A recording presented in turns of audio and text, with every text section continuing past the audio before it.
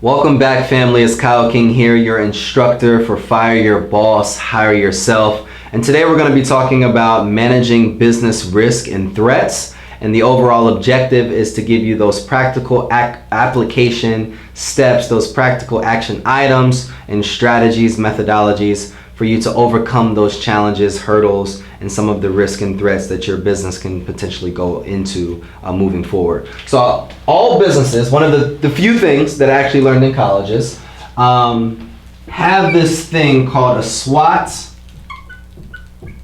analysis. And all the SWOT analysis is broken up into 4 quadrants. You have your S here, you have your W here, you have your O here, you have your T here. So since we're in class, I'm going to ask you, what do you think the S, the W, the O, the T stands for? Not yet? All right. So the S is usually for your strengths, or is for your strengths. The W is for your weaknesses.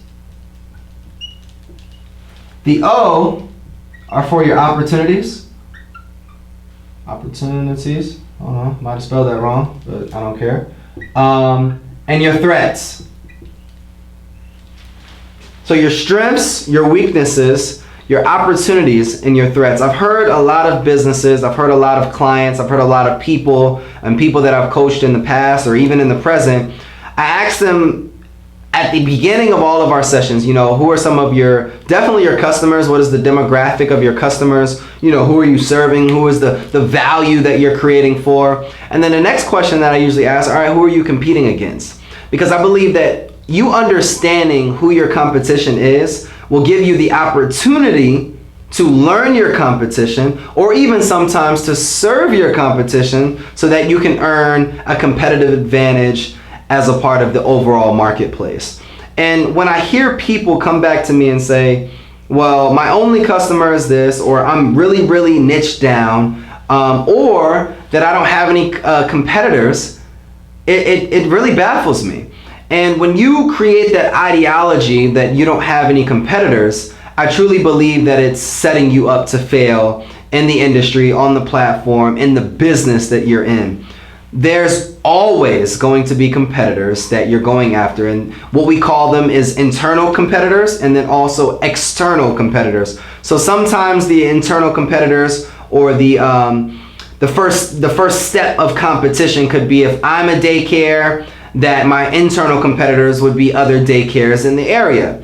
Now, other competitors, those external competitors, could be, what are all of the resources or revenue generating activities? What are the products, goods, and services that I have within my daycare? Now, if you think about that, you're gonna also be in competition externally with other people that are doing those similar things. Now, it may not be internal, or the first step being that other daycare. It could be someone that has curriculums that we sell at another school, in another state, in another county. You're always going to be in competition, and the goal of business is to create that competitive advantage, so that we always talk about, so you can build that bridge, solve that problem, and really be able to understand the pain point of your competitors so that you can create a more advantageous opportunity within the marketplace. So as we talk about the SWOT analysis, there's negative things to really look at, and then there's positive things to look at. So these are more so, is what I call, let me get a different color. This is the money makers. These are the positive factors. These are the positive factors of your business. And I'm gonna still write it in black because these are the negative. These are the negative factors of your business. Now, even taking it a step further with the SWOT analysis, these are your internal, meaning company. These are external, meaning the environment. Environmental. As we talk about the importance of a SWOT analysis, I truly believe in everything that you do, not more so on a company perspective. Yes, your company should break down one of these every quarter, every month sometimes, but I believe everything that you do as company wide should create a SWOT analysis. What are the potential strengths? What are the advantages that we have within a business? What are, as by definition, what are the things that are going well? How can we continue to maintain some of the things that we're doing? How are we maintaining our quality of products? How are we maintaining the services, maintaining the relationships of our clients or the coaches? What are the things, what are essentially our money makers? What are the things that are going well? So similar into when I started my business, I knew that I was really good with developing programs, developing mentoring programs, going into schools and selling them. That was my strength. Now the weaknesses could have been something that I wasn't doing well. It could have been like the process, the hiring, the human resources. I didn't really have the right personnel. I didn't have like the things that I needed to be able to execute on a higher level. I wasn't really doing well in terms of email marketing, or wasn't really marketing at all. I felt like I was doing a little bit too much in terms of traveling to all these different places with the printouts. And then what I started to learn is that the opportunity and how we break it down in terms of business, this was really the factor that the future, think of this as the future. What is the future going to look like? Because when I was growing up, we didn't have these things called sales funnels and online marketing and email marketing and all these different things. Maybe it was out there, but maybe I wasn't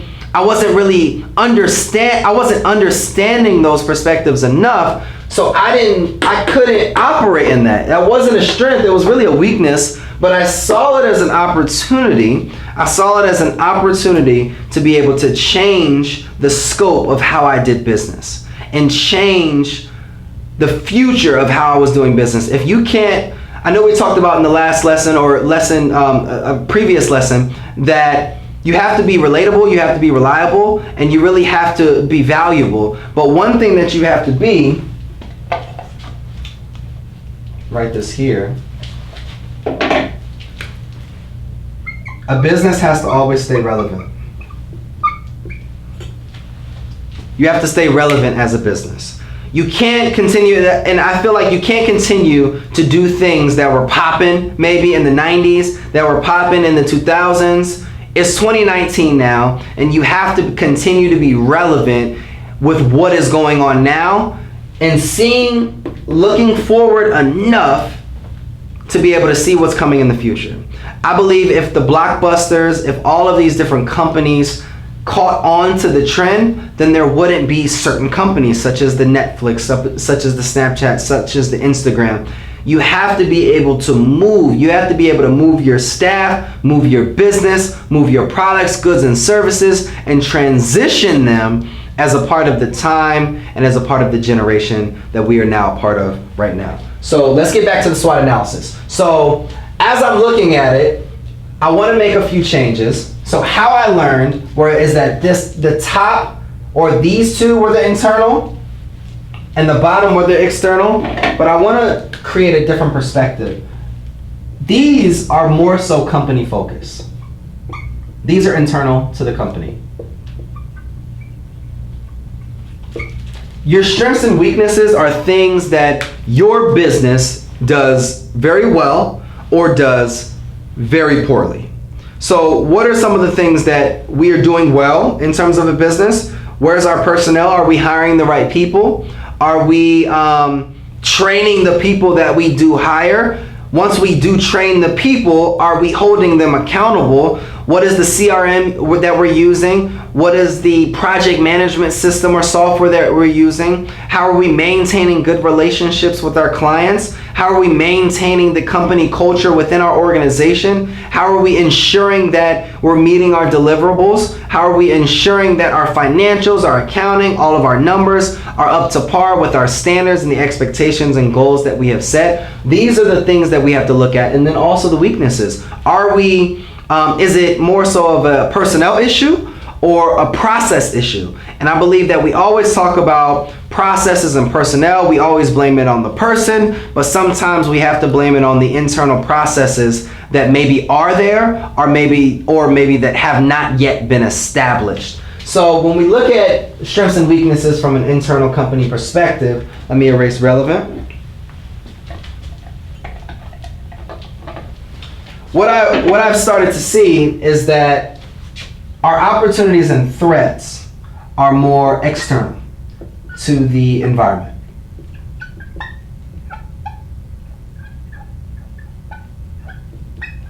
These are the environmental things, because when we think about an opportunity and we think about looking forward in the future, these are maybe some things are changing in policy. So maybe if you're in a school, maybe investing in charter schools, or maybe investing in private schools, or maybe investing in public schools, what does the future of education look like? What is the future of how our students are learning within the classroom? What types of things can you be integrating within their learning environment? What are some of the things that are going to be rolled out? How is policy going to affect how we're learning in our communities or in our school systems? How is maybe government? How is maybe superintendents? How is maybe technology? All of these different things, how are these creating opportunities of the future outside of the internal company perspective in the environment as a whole? See, we're not in business to really just look at what we do. We're in business to really understand what is the industry doing, what is the economy doing, what is the country doing, what is the global economy doing, and now where is the future of all of these different things. It's like layers. If we only see it from this layer, like, all right, I'm in Charlotte, North Carolina, or I'm in Atlanta, Georgia, or I'm in New Jersey, and I'm only competing with New Jersey people, then you're not gonna succeed as a business. I want to be able to compete with schools in Ghana or schools in Spain or schools across the country, because education or your business model, if you can create a universal business model that's creating or competing on a global scale, that's how you get to the place where you are scaling your organization. Making your business scalable is key. Yes, you want to sustain. Yes, you want to create systems. But making your business scalable is truly key for you taking your idea to concept, to creation, to system, to sustainability, to scalability, and building multi-million-dollar or billion-dollar organizations. Threats. Now, I know we've been kind of talking about strengths, weaknesses, but we really haven't dived deeper into threats. And I want to put special emphasis on threats, because this is definitely environmental, but this is bad. These are the bad things that are happening. So I know in terms of if you have certain types of businesses, the administration in politics could affect your business model. What are the potential threats? What are the potential negative things that could come up as a part of your overall business model? See, but successful businesses, successful entrepreneurs, successful people find a way to use their opportunities or look at their threats as an opportunity. And we learned this in lesson 1. How, as an entrepreneur, are you going to turn the external environmental threats, those problems that we may be going through on a political level, on an economic level, on a state level, in a school, in a business, in a salon, all these different things, how are you going to turn those threats into opportunities, those weaknesses into opportunities, and create them into strengths? That's how you create, that's how you mold, shape, develop, cultivate scalable businesses. And I'm going to teach you one last thing on managing your business risk. As we look forward, there's one question that I like to ask a lot of my clients, if not all of my clients, as they get ready for their journey as an entrepreneur. So if we think about managing risk,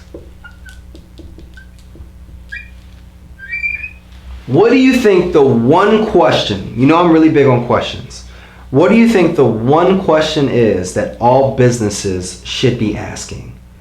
All businesses should be asking their employees. All businesses should be asking their team, their different pods, their executive team. What is the questions that you should ask your partners as you're moving up? What is the question that you should be asking yourself?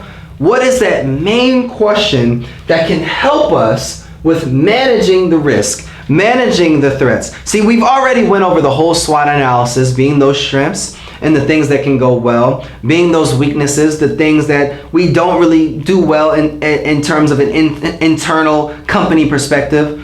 We've talked about the opportunities and the things that could potentially go well in the future from an external environmental perspective. And then we've also talked about the threats. And those are the things that are maybe economical or global or political or all of the different things that could go wrong or could potentially create a negative environment in the future. But the one question that you need to consider, the one question that I believe that all businesses should ask themselves, you should ask your employees, you should ask your teams, and I know you're waiting on the question and you're just like, Kyle, just write it on the board already, is this one question. What could go wrong? What could go wrong? See, a lot of people always plan, always write, always do all of these different things, bring all these people, invest all of this time and all of this energy into creating this plan for all of the things that could go right. We're going to make this amount of money. We're going to do this. We're going to be in this community. We're going to do all these different things instead of thinking about all of the things that could go wrong. If you start to shift your mind into the negative, into the problems that could arise, into the mistakes that could potentially happen, into the things in terms of personnel that could affect the business, into the potential lawsuits, into the potential financial things that could come up. What if we don't make the money that we expect? What if we don't? What are all of the processes that could go wrong? Because if you start asking yourself, what could go wrong and then what? That's how you create a successful business model. Because out of all of the things that could go wrong, out of all of the then what's, and then what happens, and then who's in charge of that, and then who does this, and then how are we going to do this, or what happens if this comes up, that's how you build profitable, purposeful, and successful and high-performing, high-quality businesses. Now, this question can break off to 20 different questions because what could go wrong? Now, if that happens, who is in charge? How will we respond?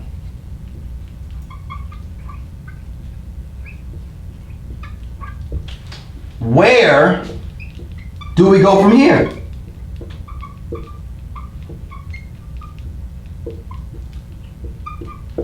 All of these different questions could be potential questions that you're asking yourself. If you are the CEO, the owner, the point guard, the quarterback of this organization, if you are a leader of a team, if you are a leader of an organization, if you are a coach of an organization, you should be asking your team, your teammates, your employees, your executives, your leaders, this one question. All right, guys, all of this sounds great.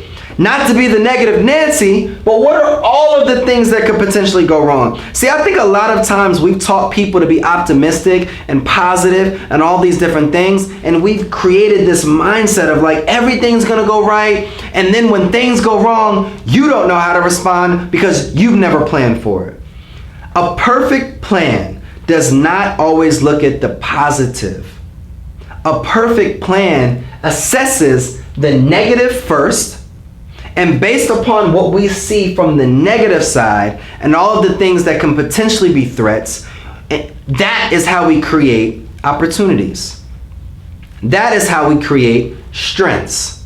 That is how we look at all of the weaknesses that could potentially come up, all of the potential threats in the environment, all of the potential threats in the future, and that's how we create true strengths. Who are the experts that we need? What experience do we need to gain? How are we going to create value? What are the problems that are going to arise? And that is a SWOT analysis. That is how you build and manage risk and threats within your business model. You have to ask the one question: what could go wrong? Who is in charge? How will we respond? And where do we go from here? And then break everything down to create your plan moving forward. Create your succession plan. So today we focus on managing business risk and threats, and I will see you guys next lesson.